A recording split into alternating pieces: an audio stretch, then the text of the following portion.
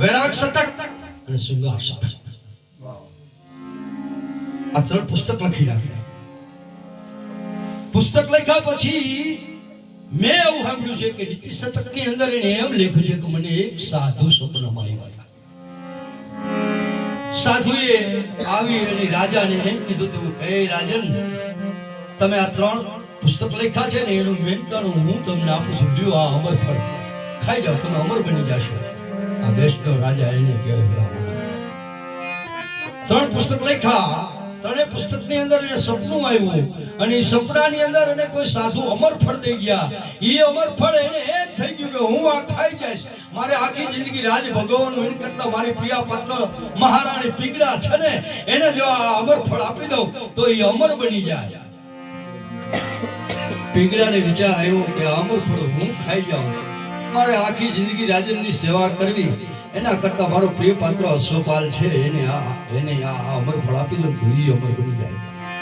અશોકપાલને એમ થયું, દાખલા તરીકે અશોકપાલને એમ થયું કે આ અમર ફળ હું ખાઈ જાઉં તો મારે આખી જિંદગી ઘોડાની સેવા કરવાની, તો એના કરતા આ અમર ફળો મારી પ્રિય પાત્ર નર્તકી છે ને એને દઈ દઉં ને તો એ અમર બની જાય.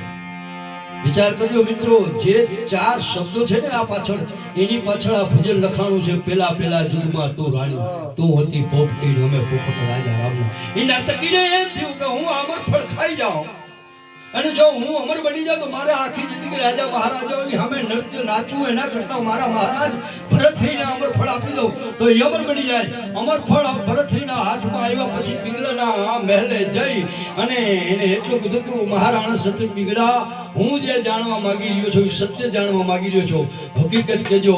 અમર ફળ મેં તમને આપ્યું હતું ક્યાંય થઈ. ભરત પીગળાએ એટલું કીધું હતું કે એ અમર ફળ તો નાથ હું ખાઈ ગઈ કે નહીં, હું ઈ જાણવા માંગુ છું, સત્ય જાણવા માંગુ છું. મેં તમને અમર ફળ આપ્યું હતું, તમે ખાધું નથી.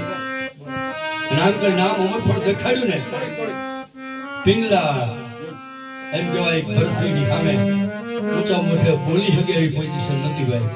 એ રાજમહેલની અંદર ઢગલો થઈ ગઈ હતી અને એને એટલું કીધું કે નાથ મારો પ્રિય પાત્ર અશોકપાલ છે, મેં એને આપ્યું હતું. અશોકપાલ આપ્યું, મેં નર્તકીને આપ્યું. આ દેશનો રાજા એક રાતની અંદર એમ કહેવાય કે ત્રણ પુસ્તકો લખ્યા પછી એના મેન્ટલામાં જોઈને અમર ફળ મળતું હોય આવો સાધુ હવે જગતના ચોકમાં મળવો મુશ્કેલ છે. એવો સાધુ એક સ્ત્રીને મળ્યો હતો. અવધ મહારાજ ભગવાન રામચંદ્રજીએ સીતાજીનો ત્યાગ કર્યો ને, વાલ્મીકી ઋષિના આશ્રમે લક્ષ્મણજીએ ઘોડાની વાઘના વાયરી, સીતાજી હેઠા ઉતરી અને લક્ષ્મણને ત્રણ શબ્દ બોલ્યા છે. હે લખન, હે સેસાઈ, હે મારા વીર, હું તને એક વાત કહું, એ મારા રાઘવને સમાચાર પહોંચાડી દેજે. મારો ત્યાગ કર્યો એની હવે મને વાંધો નથી, મને વનમાં મોકલી એની હવે મને વાંધો નથી. હું વાલ્મીકી ઋષિના આશ્રમે રહીશ તો હું વાલ્મીકીની દીકરી છું એવી રીતે રહીશ, પણ લક્ષ્મણ મારા રાઘવને જઈને સમાચાર દેજે કે જે તે માણસની વાત સાંભળી અને આ જાનકીનો ત્યાગ કર્યો છે ને, મારો રાઘવ જે તે માણસની વાત સાંભળી અને મારા ધર્મનો ત્યાગ ન કરે, ધર્મ રક્ષિતા ધર્મ.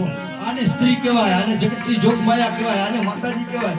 અડધી ઘાટકો ધંધો ભાંગેલો વાલ્મીકી ઋષિ જેવો સંત સાધુ આમ સીતાના માથા ઉપર હાથ મૂકીને એટલું કીધું તું કે જનક વિદય, હે મારી દીકરી, હે જાનકી, તું જો કે તો હું શ્રી ઉષ્ણા રાજપૂતનો કાન ઝાલીને એને કહી શકું કે મારા જાનકીનો શું વાંક હતો, તેનો ત્યાગ કર્યો.